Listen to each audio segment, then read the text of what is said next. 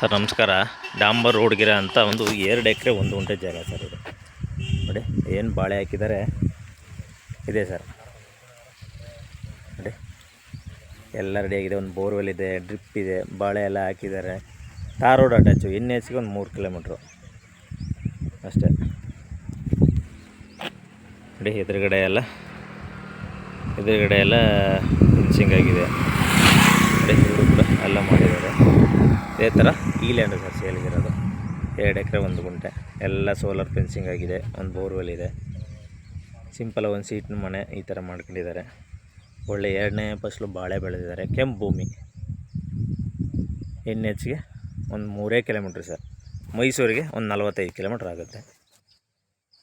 ಇವರು ಎಕರೆಗೆ 60 ಲಕ್ಷ ಹೇಳ್ತಾ ಇದ್ದಾರೆ.